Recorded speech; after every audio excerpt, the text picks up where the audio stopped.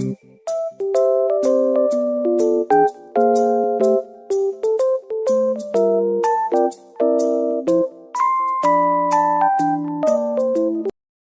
Kerajaan Mataram Islam. Sejarah Kerajaan Mataram Islam dimulai ketika Ki Ageng Pemanahan membantu Raja Panjang, Sultan Hadiwijaya, mengalahkan Arya Penangsang dari Jepang. Atas jasanya, Ki Ageng Pemanahan dianugerahi wilayah tanah di hutan Mentaok, sekarang Kota Gede Yogyakarta. Ki Ageng Pemanahan membangun tanah tersebut menjadi desa yang makmur, dan setelah ia meninggal, perannya diteruskan oleh putranya, Danang Sutawijaya, Raden Ngebehilori Pasar.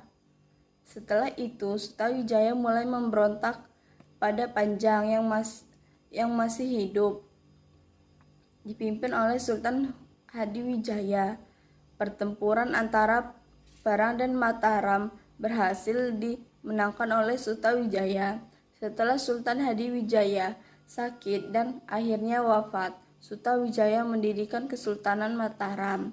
Kehidupan politik Kerajaan Mataram Islam. Sebagai pendiri dan raja pertama Kerajaan Mataram Islam, Sutawijaya menghadapi banyak rintangan, terutama dari bupati di pantai utara Jawa yang dulunya tunduk kepada Panjang. Mereka yang melepaskan dari Panjang dan menjadi kerajaan yang merdeka.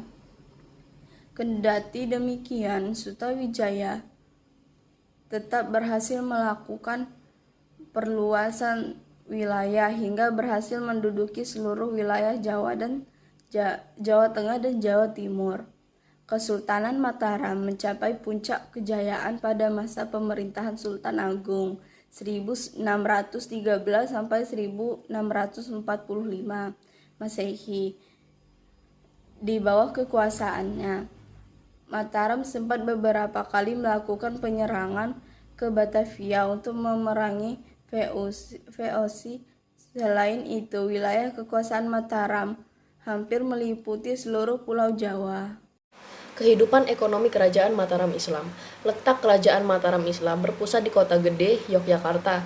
Karena posisinya berada di pedalaman, kerajaan ini menggantungkan perekonomiannya pada hasil pertanian. Sedangkan daerah pesisir pantai di wilayah yang dikuasai tidak dimanfaatkan. Dengan mengandalkan pertanian, Mataram melakukan penaklukan ke beberapa kerajaan di Jawa Timur dan Jawa Barat. Penarikan upeti dari wilayah-wilayah kekuasaan penghasil beras membuat perekonomiannya berkembang dengan cepat.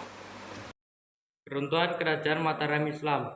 Keruntuhan Mataram dimulai setelah Sultan Agung wafat dan takhta kerajaan jatuh ke tangan Amangkurat I.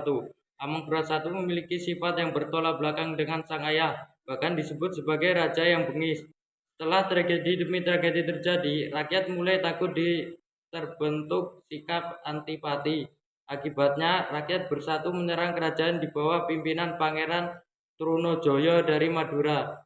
Dalam serangan itu, Amangkurat I wafat dan putra mahkota meminta dukungan VOC untuk membubarkan pasukan Trunojoyo. Dengan bantuan VOC, putra mahkota pun berhasil menyingkirkan Trunojoyo.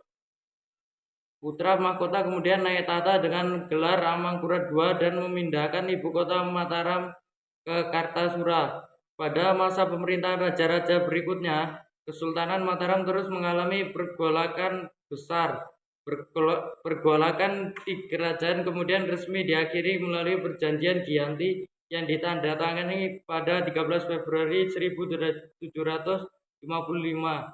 Dalam kesepakatan tersebut, Kesultanan Mataram dibagi menjadi dua kekuasaan, yaitu Nagari Kasultanan Yogyakarta dan Nagari Kasunanan Surakarta. Kesultanan Yogyakarta diserahkan kepada Hamengkubuwono I, sementara Kasunanan Surakarta dipimpin oleh Pakubuwono III. Peninggalan Kerajaan Mataram Islam. Kerajaan Mataram Islam menyisakan banyak peninggalan, baik di Surakarta maupun di Yogyakarta.